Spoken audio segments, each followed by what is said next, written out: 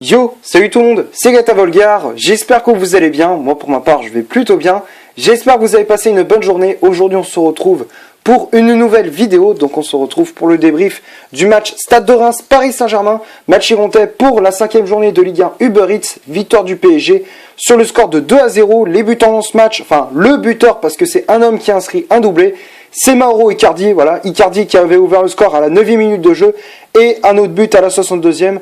Et grâce à cette victoire, le PSG remonte au classement. On est actuellement à la 7e place de ce championnat, voilà, donc avec un bilan de 3 victoires et 2 défaites. Voilà, donc pour en revenir à ce match face au Rémois, pour débriefer un petit peu ces 90 minutes, voilà, 45 premières minutes où Paris a été au-dessus par rapport à cette équipe rémoise, même si voilà, les Rémois ils ont fait un très bon match, mais voilà, on a senti que les Parisiens ils avaient mis beaucoup d'intensité, beaucoup beaucoup de vitesse dans le jeu, donc forcément ça déstabilisait un petit peu les joueurs de Reims. Et en plus on avait démarré très très fort ce match avec des occasions de Kylian Mbappé, de Neymar, mais malheureusement on n'arrivait pas à trouver la solution. On était tombé aussi sur un très bon gardien, Rajkovic, le gardien de Reims. Et il fallait vraiment attendre la 9e minute de jeu, voilà, pour qu'on ouvre le score grâce à Mauro Icardi, voilà, qui retrouve le chemin des filets. Ça faisait un petit moment qu'il n'avait plus marqué sous le maillot parisien. Et ça fait plaisir. Ça fait plaisir de revoir Icardi marquer parce qu'on voyait qu'il était en perte de confiance. Et là, il l'a retrouvé. Voilà, ça fait plaisir. Et du coup, c'est lui qui permet au PSG d'ouvrir le score. Donc, sur une passe lumineuse de Kylian Mbappé, franchement, Mbappé qui a aussi été très très bon dans cette rencontre, même si dans la finition, voilà, c'était moyen, voire même un peu médiocre. Mais hormis ça, il a fait un très très gros match, tout comme Neymar. Voilà, donc franchement, le quatuor d'attaque a été avec Di Maria a frappé encore une fois très fort. Voilà, donc du coup. Le PSG mène 1-0. Ensuite, on a continué à mettre de la vitesse dans notre jeu et tout. Voilà. Et après, Reims a essayé de réagir. Ils ont eu un petit sursaut d'orgueil, mais malheureusement, voilà, ils étaient tombés sur un très bon Navas aussi. Voilà. Donc, ils étaient tombés sur un très bon Keylor Navas. Donc, du coup, on reste toujours à 0-0. On rentre au vestiaire cette avance d'un but. Second mi-temps, on avait trouvé la solution, voilà, donc on a continué notre jeu, même si voilà, on est tombé un petit peu un peu trop dans la facilité. C'est vrai que voilà, dans ce match-là, on était un peu trop tombé dans la facilité en disant que voilà, on mène 1-0, on a un tas d'occasions, c'est même si voilà, on gagne 1-0, c'est pas grave, on a eu plein d'occasions et tout. Ah ouais, mais à chaque fois, si on fait ça à chaque match, c'est sûr que Reims, que ça soit Reims ou une autre équipe, bien évidemment nous déstabiliser. Voilà, c'est le gros point faible du Paris Saint-Germain, c'est lorsqu'on domine ce match, lorsqu'on on domine notre sujet, on maîtrise parfaitement notre sujet, on voit que il y a beaucoup trop de facilité dans le jeu parisien, même si voilà, il y a du bon, il y a du bon et tout, mais il y a aussi du moins bon. C'est à peu près comme dans toutes les équipes, voilà. Et donc du coup on a pu marquer ce deuxième but à la 62e minute de jeu grâce à Icardi une nouvelle fois, voilà, sur un joli 1-2 entre Mbappé et Draxler, voilà, Draxler qui lance dans la profondeur Kylian Mbappé, le centre au second poteau pour Icardi, centre à terre pour l'attaquant argentin, pardon, je pensais à Cavani, du coup Icardi qui double la mise à la 62e minute de jeu. Donc du coup le PSG mène 2-0. Après Reims a essayé de revenir dans la partie avec Boulaïdia qui avait trouvé aussi les montants. Il y avait aussi je pensais aussi à Denis ou encore à Mboukou, mais voilà, ils n'arrivaient pas à trouver la solution. Donc voilà, au final on est resté très solide derrière aussi. Donc voilà, dans l'ensemble, on a fait une prestation voilà, très propre, très correcte de la part une prestation très correcte. Voilà, une prestation propre de la part des Parisiens. Voilà, donc on va passer maintenant à la composition d'équipe que Thomas Tuchel a aligné donc pour ce Stade de Reims PSG.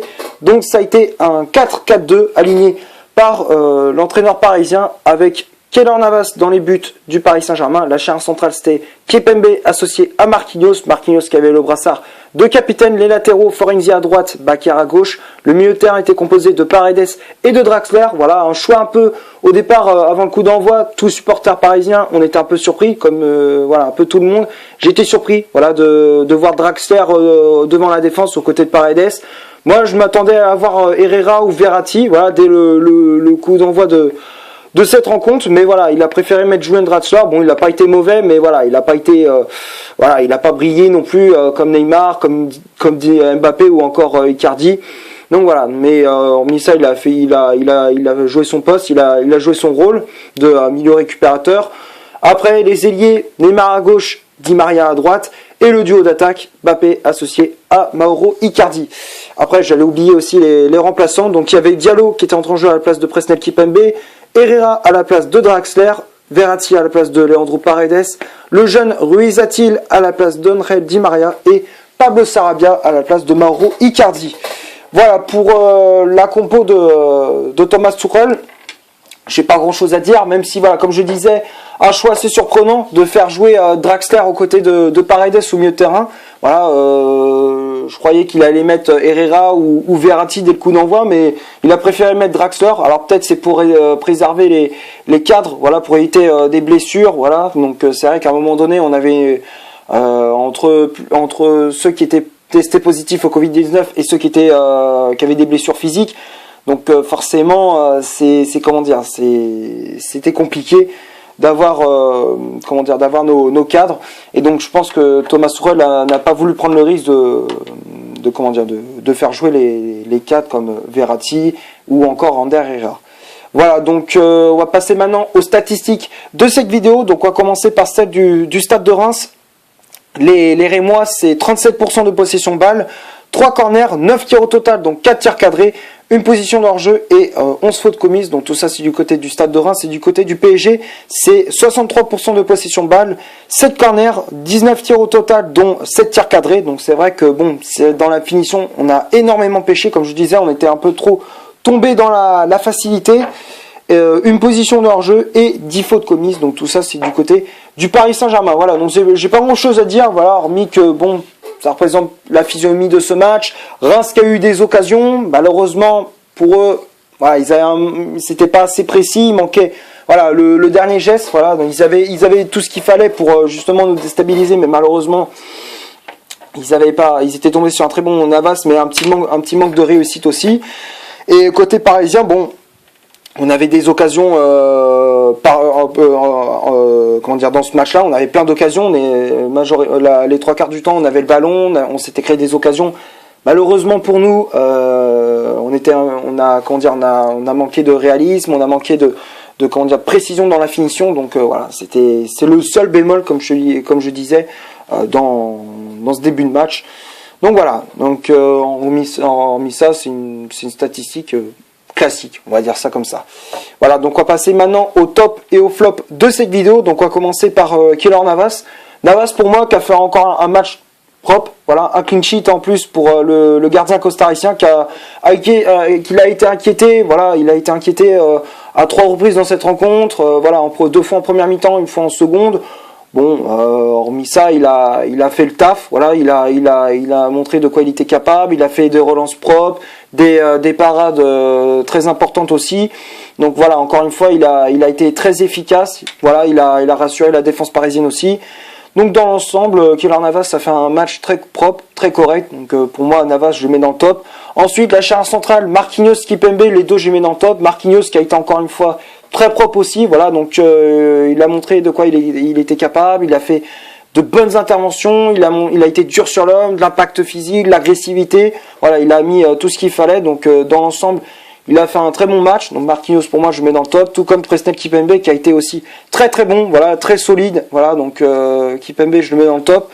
Ensuite les latéraux, Florenzi et Bakker. Bon, Bakker on l'a un petit peu moins vu dans ce match-là, il n'a pas fait d'erreur, mais il a fait un match correct, voilà, bon, même s'il était un petit peu, comme je disais, voilà, il était un petit peu isolé sur son côté, voilà, bon, forcément il était dans l'ombre de Neymar, mais hormis ça, il a fait un bon match, tout comme Florenzi. Voilà, donc pour moi Bakker je le mets dans le top, Florenzi aussi qui a fait un très bon match. qui a montré de bonnes choses, qui a débordé pas mal de fois sur son côté, qui a dressé de très bons centres. Donc voilà, donc pour moi Florenzi il a fait une prestation correcte, donc pour moi Florenzi je le mets dans le top, comme je le disais. Après le milieu de terrain, Draxler et Paredes. Draxler, bon, il était un petit peu isolé, comme je disais, comme Bakker dans ce match-là. Mais voilà, en second mi-temps, on l'a vu un peu plus, Voilà, il n'était pas sorti ici, notamment, il a été à la clé, voilà, de l'occasion. Enfin, le but de Mauro Icardi, voilà, avec ce 1-2 avec Kylian Mbappé. Donc voilà, dans l'ensemble, Draxler qui n'a pas fait un match mauvais. Donc pour moi, Draxler, je le mets dans le top. Après, Paredes qui a fait encore une fois un très bon match, voilà, qui a montré de quoi il était capable. Il était très à l'aise. Il a récupéré pas mal de ballons, des passes très précises. Il a montré beaucoup d'agressivité, voilà, dans la récupération de balles et tout. Donc voilà, il a été très très bon au milieu de terrain. Donc pour moi, Paredes, je le mets dans le top. Après les ailiers Di Maria et Neymar, voilà, pardon.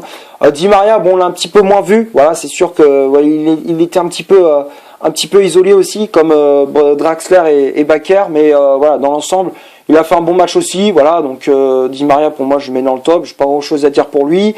Neymar, pareil, voilà, Neymar qui a fait pour moi un gros match, voilà, très gros match de la part de Neymar, même si voilà, on a eu une petite inquiétude, voilà, parce qu'il était sorti, voilà, il était à la fin du match, il se plaignait d'avoir une douleur au mollet.